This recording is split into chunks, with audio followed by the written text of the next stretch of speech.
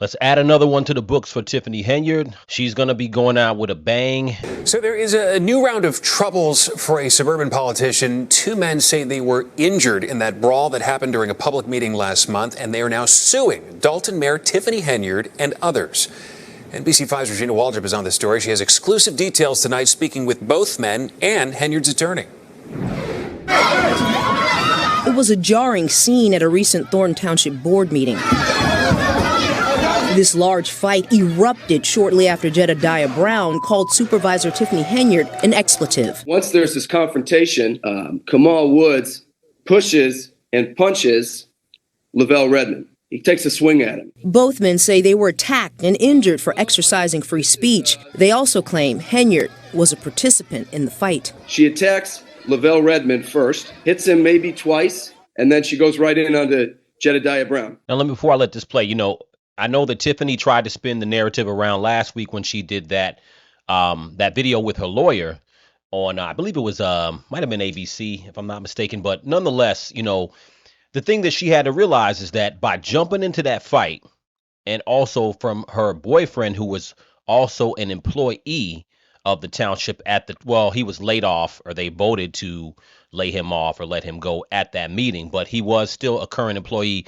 The problem is that the lawsuit is definitely going to come against her. We all saw this coming. I don't understand why she didn't understand this, but responsibility for my part in all of this, but it's under constitutionally protected lawful activity. I can say what I want to say, but at no time should a citizen feel that they will be attacked by an elected official. They've both filed civil lawsuits for assault, battery, and emotional distress, naming Henyard, her boyfriend, a Village of Dolton employee, Thornton Township, and South Holland Police as defendants. And see, that's the whole point. She, as an elected official, had to understand that once you jump into that fight, you drag not only yourself in civilly, but you drag the township with you. Or if it happened in Dolton, you drag the village with you.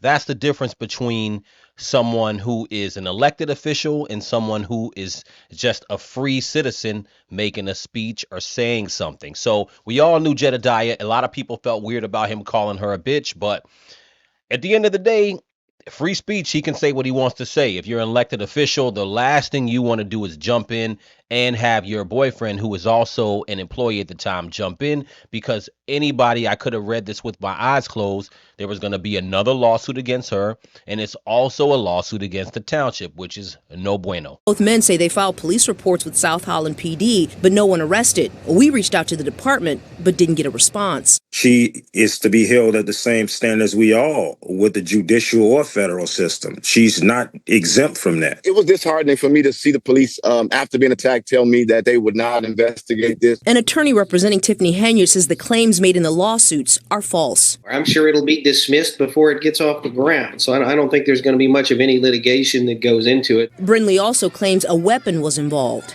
The man brought a knife into the meeting hall, and he swung that knife at Jamal Woods. People got cut. So that's a fact.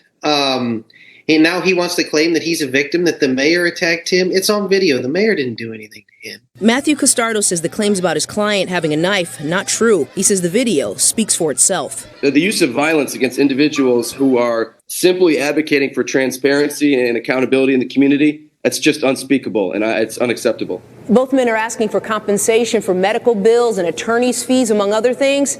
They're seeking a jury trial. To me, I call it the nail in the coffin for her public image, because at the end of the day, again, the last thing she wanted to do was jump in there. And I understand she was trying to go in there and defend her boyfriend, but Kamal Woods shouldn't have even fought. He could have been mad. I understand how he may have been mad by those words, but the wrong thing to do is be fighting inside a township meeting, because again, all of that's caught on camera. They can debate back and forth what happened, but as you see, a lot of people did see in that situation, and those who were there saw that he did push Lavell Redmond, and then Lavell Redmond took off on him, and then at that point, Jedidiah jumped in, and then eventually the mayor came in and jumped in. But there's only a few more days, about a week, I believe, left until the election, and Tiffany's probably going to be voted off of the whole scene in Dolton as far as that, because Jason House is more than likely going to win that election, and then she won't be able to run against whoever was going to run. I guess Cassandra Hobson Jordan. I'm not sure if she's still in the race, but whoever's supposed to win between those two are going to run against Cassandra. Here's what some voters told us. So you're just not going to vote? I'm not at all. I don't know if I want to vote anymore. I think the polls are fixed, to be honest. This house right here, is this anybody? Trustee Jason House is hoping to become Dolton's next mayor. Hi, Ms. Thelma, how are you? We asked him about the issues and voter apathy. What's going to make the difference between this year and in 2021, though? The big difference is I'm sure a lot of the news has gotten to the homes. I think our communications have gotten out as well. Some key numbers from the last municipal election in 2021.